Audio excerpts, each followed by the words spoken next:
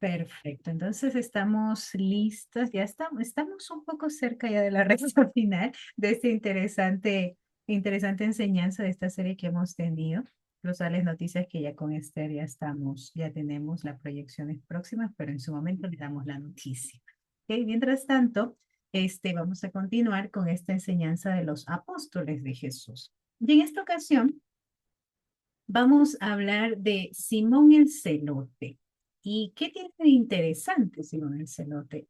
También Simón el Celote es estos personajes que nos presenta el texto, que hace la presencia de él, ¿no? Resalta su nombre, pero no encontramos mayores detalles. Entonces creo que de alguna manera el que tenga esto es como que se podría decir que es el personaje un poco más interesante porque justamente se trata de eso, de en esos pequeños momentos donde el personaje se hace presente o donde se lo menciona, poder rescatar el por qué está ahí, ¿no? Poder rescatar qué cosa nos puede dejar dentro de lo, quizás que podemos decir muy poca información que nos da el texto, pero esa poca información tiene gran profundidad, tiene gran significado y nos deja, pues para nosotros, para nuestro tiempo, enseñanzas muy valiosas, ¿sí? Entonces, con respecto a Simón el Celote, justamente por este adjetivo, ¿sí? De el celote, ya se puede identificar ciertas características, ¿no? De este personaje. Entonces, obviamente, él se encuentra mencionado dentro de la lista apostólica, ¿no? Se dice que se hacía esta distinción con Simón, que luego se llamó Pedro, ¿no? Pero siempre como que se mantuvo este distintivo de, ¿no? Del celote. Entonces era llamado Simón el celote e incluso en Mateo y en Marcos, ¿sí? Se lo menciona como Simón el cananista, ¿sí? Ahora bien, en esta situación de el celote, esto es un término griego, ¿sí? Que significaba celoso, perdón, que significa celoso o apasionado, ¿sí?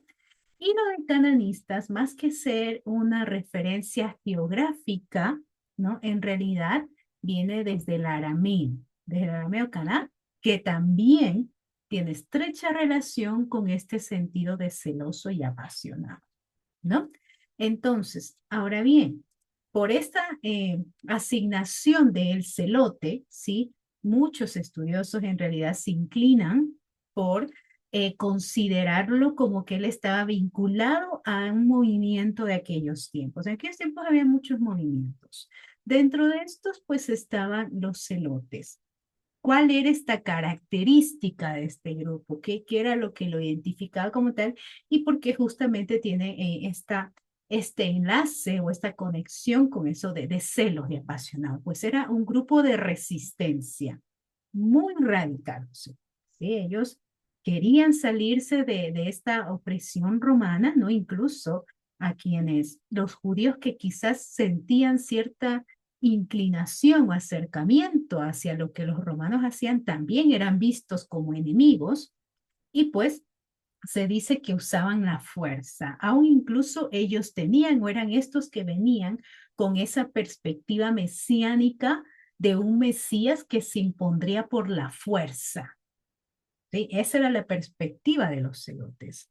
Ellos esperaban ese Mesías, ese descendiente de David, que sería también como esa figura, ¿no? Todo un guerrero poderoso, que todos huían de él, que vendría a sí mismo con armas e impondría su reino, cortaría cabezas, diríamos así, de los romanos y estaría él como. Entonces, esa era la perspectiva, ¿no? Entonces ellos por eso rechazaban a los romanos, por eso rechazaban, porque obviamente era este grupo que los oprimía a los judíos, y entonces también rechazaban a quienes se inclinaban a seguir a estos, ¿no? Entonces, ¿por qué? Porque ellos tenían justamente ese era su celo, ¿no? De ver que todo aquello que estaba en contra de esa percepción mesiánica que ellos tenían, ¿no?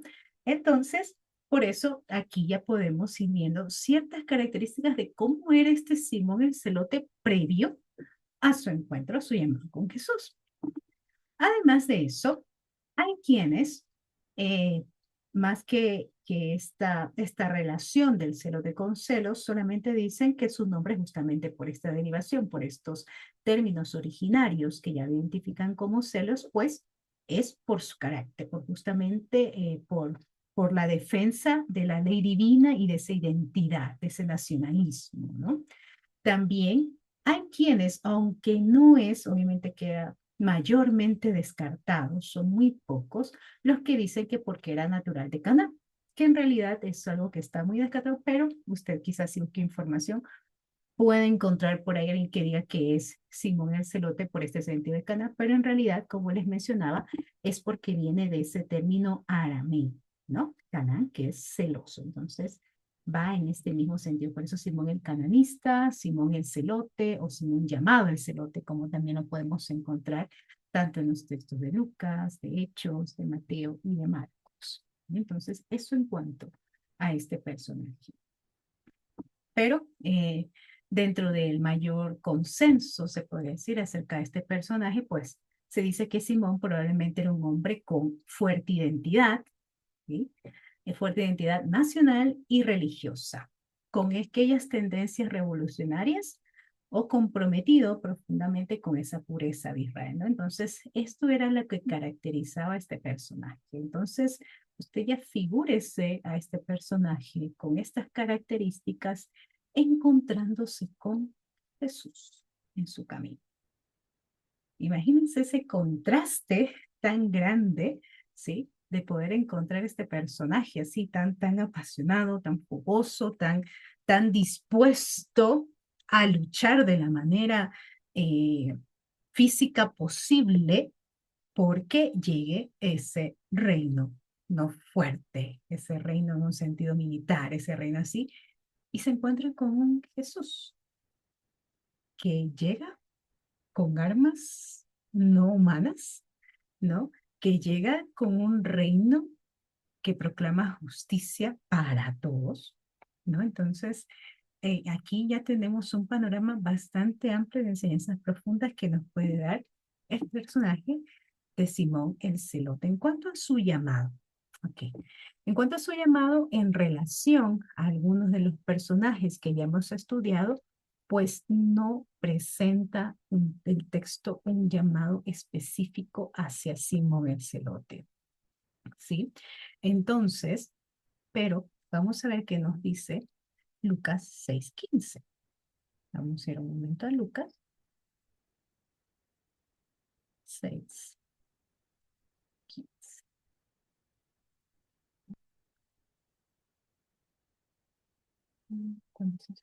Ok, vamos a leer desde el 13, ¿no? Porque aquí es cuando estaban justamente todos reunidos. Cuando se hizo de día, llamó a sus discípulos y escogió a 12 de ellos, a quienes designó como apóstoles.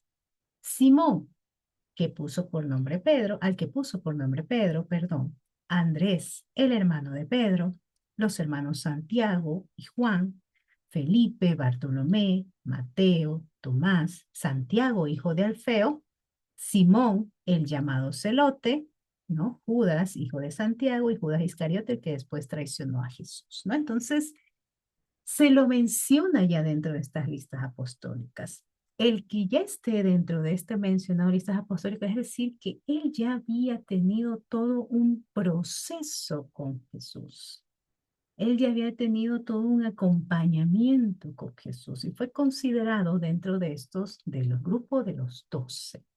No fue considerado entre estos que los acompañó en sus enseñanzas, era de los más cercanos cuando sucedieron acontecimientos, entonces ya estaba dentro de esto. No hay, como les digo, un llamado específico en cuanto a este personaje, pero el hecho de que ya sea mencionado, pues obviamente descubre, vamos a decirlo así, que él fue uno de los que estuvo presentes en todo este ministerio de Jesús, acompañándolo y también pues viviendo todas las situaciones que surgían en cuanto se daba este ministerio y acompañamiento, ¿no? Ahora bien, hay algo interesante justamente en este sentido del llamado. Hay algo interesante y que destaca aquí haciendo, vamos a decirlo así, una contraposición entre todos estos personajes. Como hemos visto, cada uno ha tenido características muy particulares.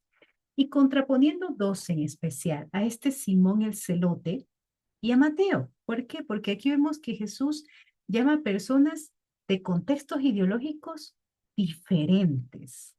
Simón, ¿qué era? Era un nacionalista radical. Como les mencionaba, para los celotes, los romanos o los que se afiliaban a las líneas romanas eran sus enemigos. Pero resulta que cuando Simón el Celote se integró a este grupo, estaba compartiendo, estaba conviviendo ¿con quién? Con Mateo.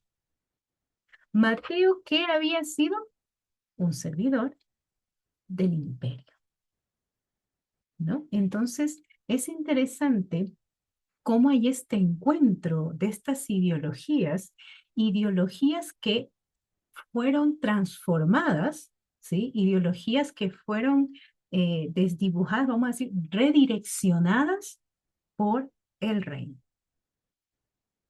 Fueron cambiadas completamente justamente por ese encuentro.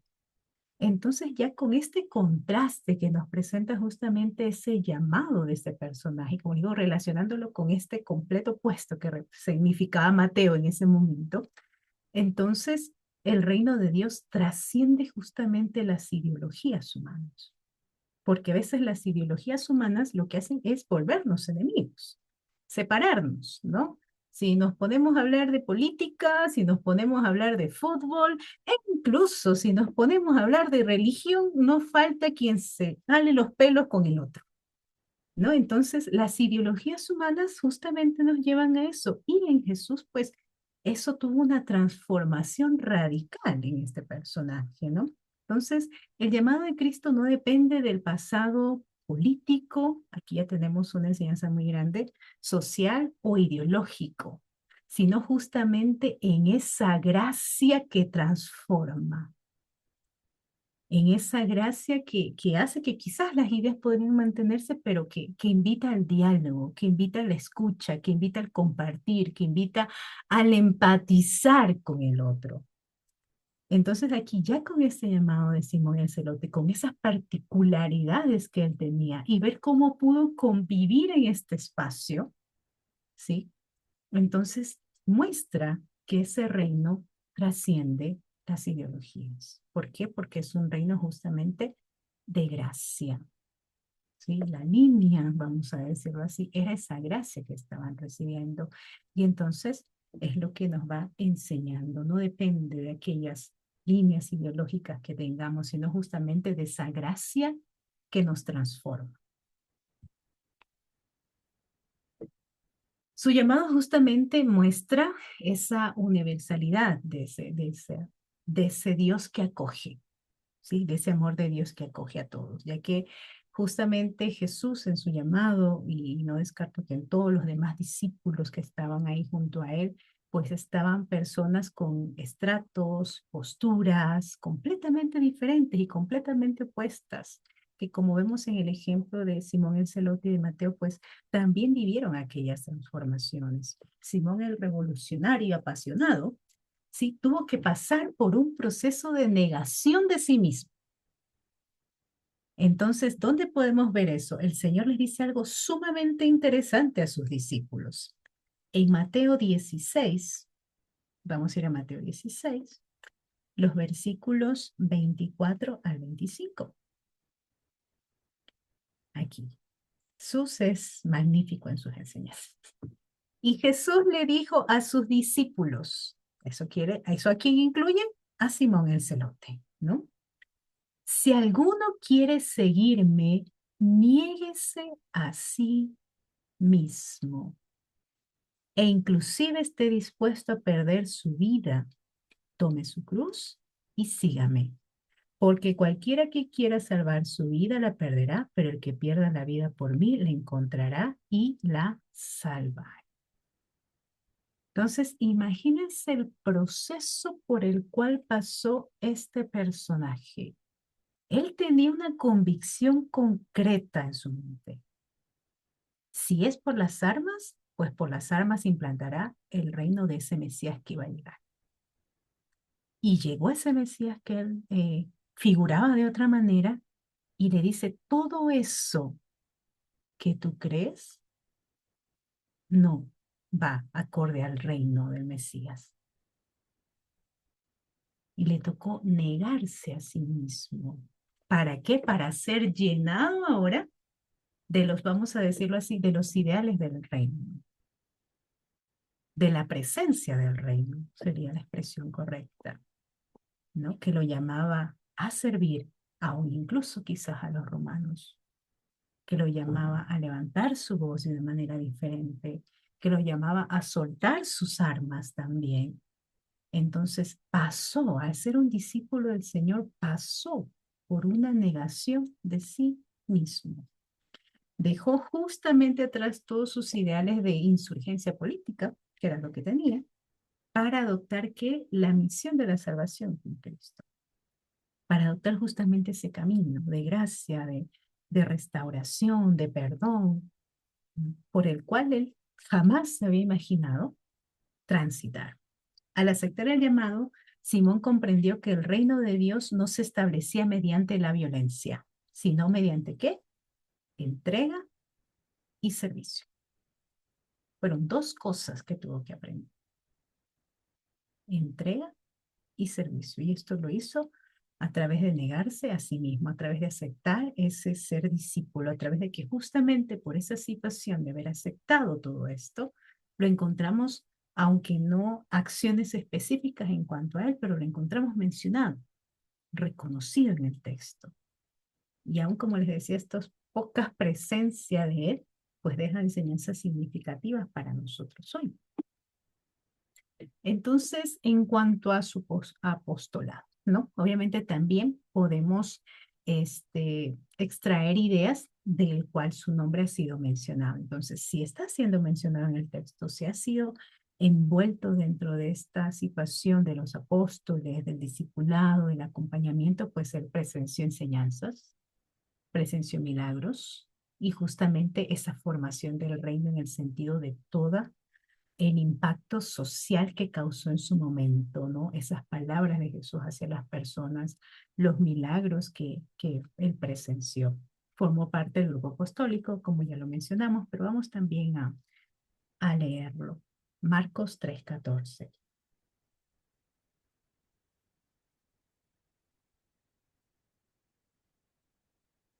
Él escogió a 12 para que lo acompañaran, siempre con el propósito de enviarlos a predicar, atención a esto, y que tuvieran autoridad para sanar enfermos y expulsar demonios.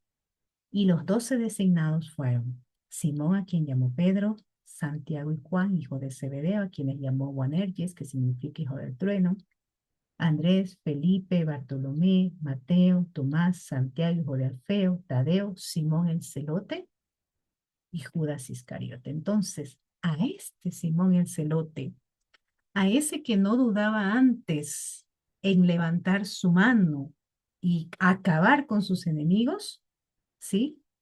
Le dio un propósito, como dice el texto. Los envió a predicar, a que tuvieran autoridad para sanar enfermos y expulsar demonios.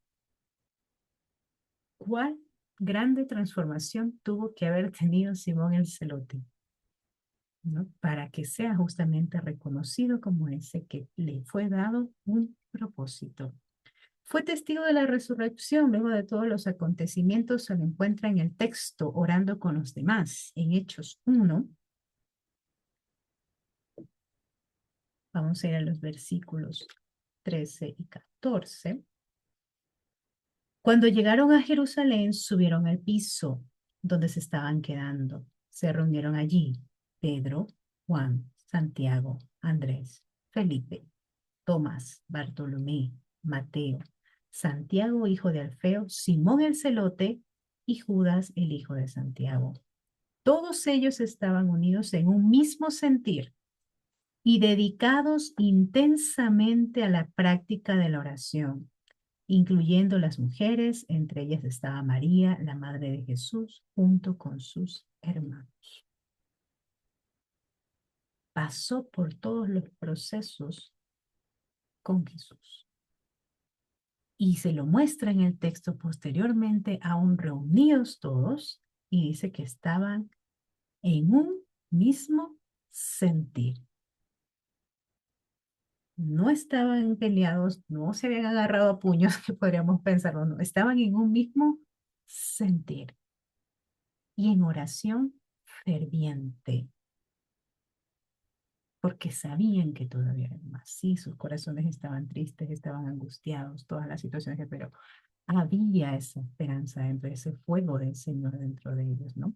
Y entonces, aunque, como les digo, no hay acciones específicas que nos describa el texto en cuanto a Simón el Celote, su silencio en los relatos no significa una irrelevancia, ¿sí? Sino que justamente representa a esos discípulos de aquellos tiempos, a esos discípulos de nuestro tiempo, ¿sí? Que la fidelidad no siempre es visible, pero sí es esencial. Hay muchas personas dentro de los ministerios que quizás a veces tal vez no sepamos ni el nombre, pero que están ahí, al igual que nosotros, construyendo constantemente ese reino de Dios, ese reino de justicia. Y entonces se trata eso de que puede pasar el tiempo, pueden haber pasado muchos acontecimientos, pero que haya ese reflejo de la mención de la persona, que haya ese reconocimiento dentro de todo el grupo y de todos los efectos, vamos a decirlo así, las consecuencias de todas sus acciones, pues muestra justamente que hubo fidelidad, que se mantuvo a pesar de las circunstancias.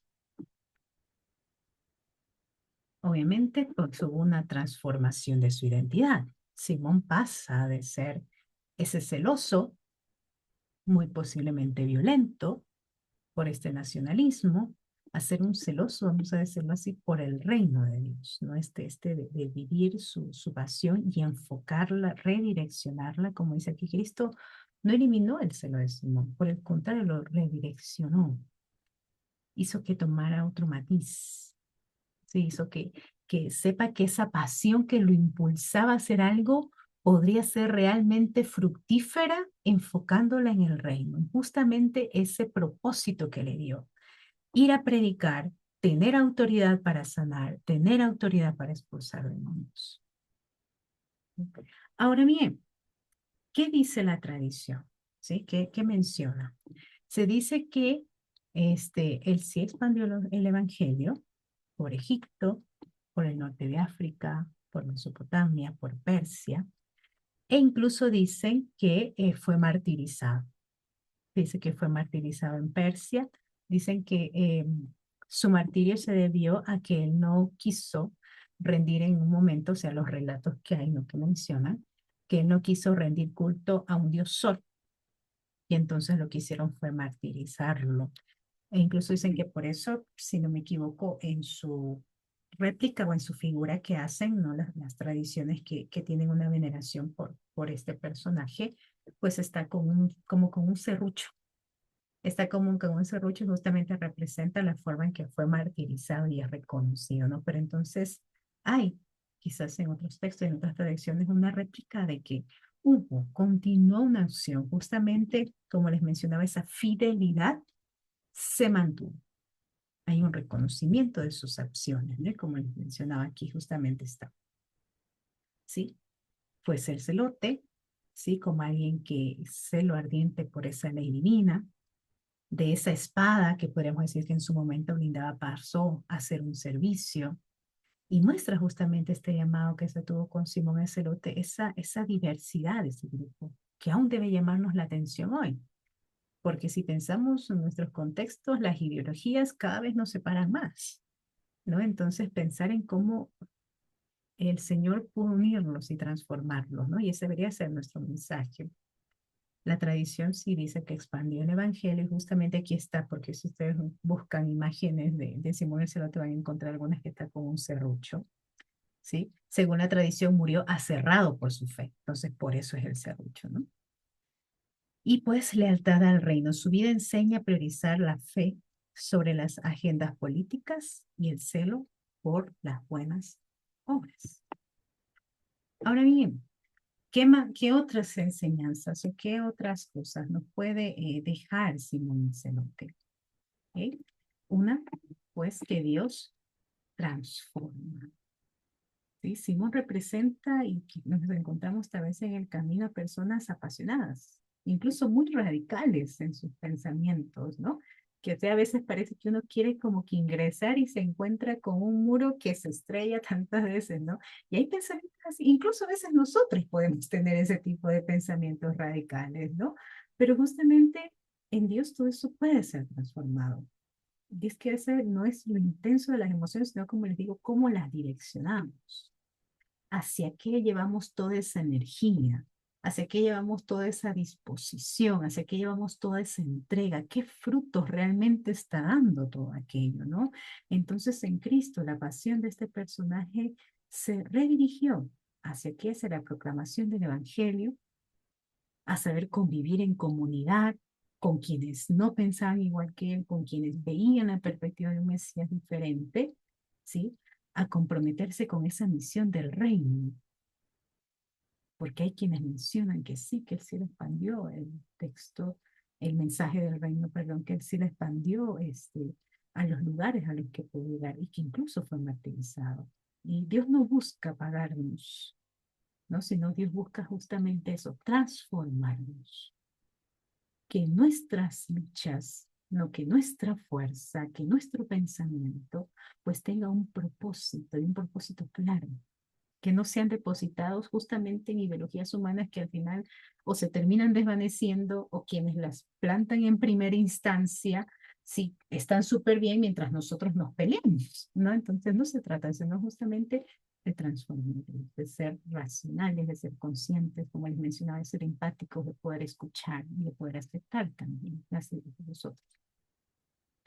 El reino de Dios une lo que el mundo separa, ¿no? Va muy en relación de esto. El hecho de que Simón el Celote conviviera con Mateo el publicano, pues es algo para su momento contracultural, ¿no? Simón, posiblemente antirromano, ¿no? Y estaba Mateo, que era quien apoyaba este sistema. Desde visto por fuera, pues esto eran enemigos, deberían verse así, enemigos naturales, por justamente sus ideologías, ¿no? Pero el Evangelio no solo nos reconcilia con Dios, sino también justamente nos motiva, nos guía a reconciliarnos entre nosotros. Que como les mencionaba, nuestras ideologías no sean mayores que ese amor al prójimo que nos demanda el texto, que ese amor que debe entregarse, que ese amor que debe encarnarse, ese amor sacrificial que tanto hemos resaltado últimamente, ¿no? Que deba ser efectivo. Entonces, une, nos reconcilia, nos llama a reconocernos como hijos de Dios, nos llama a reconocernos como aquellos que hemos recibido esa gracia de parte de Dios y que también debemos brindar a los otros. También que la fidelidad es importante. El texto, como les digo, no presenta a Simón el Celote haciendo algún acto en particular, vamos a decirlo así, predicando, realizando milagros, ¿no? Pero sin embargo, él fue escogido. Como les decía, le fue a un propósito. Fue reconocido como discípulo, fue reconocido como apóstol, permaneció con un grupo, estuvo con ellos, dice el texto, llegó a Jerusalén, estuvo en un mismo sentir y oró constantemente con ellos. Entonces, estuvo presente. Y el reino de Dios, el valor no está en la exposición pública, sino justamente en esa fidelidad constante. Esa fidelidad constante que hace que aunque no digan todas tus acciones, alguien mencione, esta persona estuvo, formó parte, estuvo en el mismo sentir, esta persona acompañó a esta persona. Entonces, hay esa fidelidad constante que se muestra más allá de una presencia pública, sino esas acciones concretas que nos vinculan con nosotros. El discipulado, obviamente, sí nos transforma, pues redefine nuestra identidad. Simón es presentado como un discípulo. De celote pasó a ser apóstol, pasó a ser mencionado y reconocido como tal. Y resalta y resuena mucho este texto que está en 2 Corintios, que dice, si alguno está en Cristo, ¿qué ocurre? Nueva criatura. ¿No? Las cosas viejas pasaron y todas son hechas nuevas a partir de él. Entonces, en Cristo, y esto es importante y esto creo que es algo que me caló mucho de manera muy personal, porque en Cristo no quedamos definidos por nuestro pasado. Nuestro pasado puede tener muchas particularidades, nuestro pasado puede tener muchas situaciones, pero delante de Cristo, eso no nos define. Delante de Cristo, eso no es nuestro nombre, esa no es la forma en que Él nos reconoce.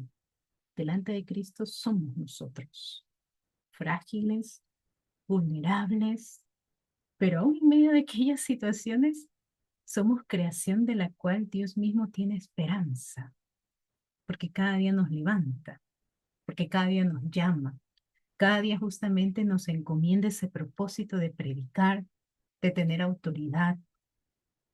Entonces, eso es lo que hace Cristo. No nos define por nuestro pasado. No dice, ah, no, esta es Yuri la que hizo tales cosas. Esta es la persona y tiene propósito. Entonces, así como este Simón el Celote recibió una identidad nueva en Cristo, pues también nosotros. Nuestro pasado no nos define. ¿Sí? Nuestro pasado no nos define, nos da una nueva identidad de Cristo y a partir de ella es la que tenemos que seguir avanzando. También ser consciente de que la iglesia no es un proyecto ideológico, no son nuestras ideas el centro, es Cristo el centro de nuestras comunidades. Sí, y actualmente, como les decía, estamos muy polarizados en cuanto a política, principalmente, ¿no? Entonces, existen riesgos a veces de convertir las comunidades, convertir las iglesias en espacios de militancia, de confrontaciones ideológicas, pero Simón nos recuerda que incluso los más radicales deben someterse a su identidad en Cristo, ¿no? Debe haber esa transformación y que las iglesias se vuelvan esos espacios comunitarios de encuentro, esos espacios comunitarios de reconciliación, esos espacios comunitarios donde justamente Cristo sea ese pilar de todo lo que se acciona en cuanto a nuestras comunidades de fe, en cuanto a nuestras iglesias. Cristo transforma la identidad humana desde la raíz. Jesús es quien redefine la vida del Señor. No fue una reforma, como les decía, moral, de acusarlo, de tachar cada una de las cosas inapropiadas que él hizo mientras pertenecía a los celotes, sino fue un encuentro de amor, un encuentro de enseñanza constante, un encuentro de confrontación también, pero transformó todo su ser. Simón no dejó de ser apasionado, lo que cambió fue el objeto de su pasión. Como les decía, toda esa fuerza, toda esa inteligencia que no lo, toda esa capacidad física, ahora se redireccionaba hacia el reino. Fue redireccionado hacia justamente aquel que lo había llamado. Simón el Celote, a través de su vida, enseña el poder transformador de Jesús, cambiando un extremismo político violento por una fe ferviente, amorosa. Su transformación nos muestra que el seguimiento de Cristo requiere dejar de lado odios, pasiones terrenales, para enfocarnos justamente en ese propósito que también fue dado para nosotros. Predicar, tener autoridad para sanar, tener autoridad para expulsar demonios y sobre todo para amar en todas esas acciones que realizamos. Dejar de lado nuestras ideologías, centrarnos en el que llamó y por ende, ¿cómo vamos a hacer esto? Amando, reconociendo a nuestro prójimo en cada una de nuestras acciones. Ok, muy bien. Voy a dejar de compartir. Permítanme